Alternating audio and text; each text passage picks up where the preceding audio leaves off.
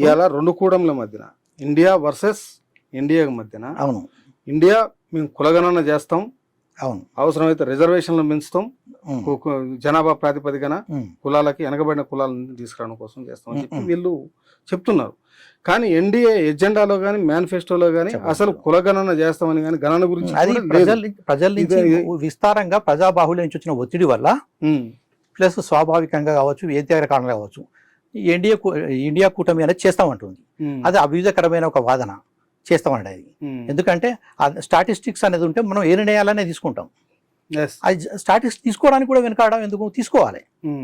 ఇప్పుడు ఎంతవరకు 70 ఏళ్లలో ఏ పార్టీ అది యథాతథ స్థితి వాదన అంటే సామాజిక మార్పును కోరుకోకపోవడం అవుతుంది.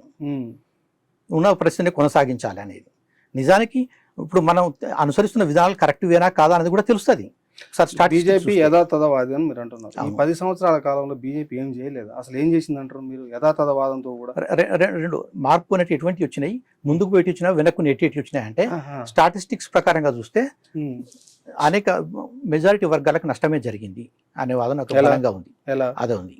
అంటే స్టాటిస్టిక్స్ మనం చూస్తున్నట్టయితే మనకు అనేక రంగాల్లో వాళ్ళు రాజకీయ ఎంపవర్మెంట్ కానీ ఆర్థికంగా కానీ ఇవన్నీ అట్టడుగు వర్గాలు ఇంకా నష్టపోయినాయి. దాదాపు 52 స్టాటిస్టిక్స్ మనం చూసినట్టయితే గణాంకాలు 40లో భారతదేశం వెనుకబడ్డది. ఆకలి, నిరుద్యోగం ఇట్లా ఉంటాయి కదా, అనేక రంగాల్లో వెనుకబడినది ఒకటి. రెండోది ప్రజాస్వామ్య పరంగా చూస్తే మనకు పార్లమెంటరీ వ్యవస్థ బలహీనపడ్డది. రాష్ట్రాల మీద దాడులు కూలగొడుతున్నారు, రాష్ట్ర ప్రభుత్వాన్ని కూలగొడుతున్నారు. గవర్నర్ వ్యవస్థ దుర్వినియోగం అవుతున్నది.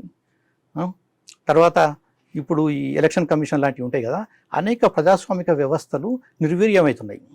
అంటే ప్రజాస్వామ్యంగా వెనుకడుగు వేస్తున్నాం. మార్పు అంటే మనకు ముందడుగు వేయాలి. మార్పు అంటే అభివృద్ధి చెందాలి, ప్రజాస్వామ్యం ఇంకా పరిపుష్టం కావాలి.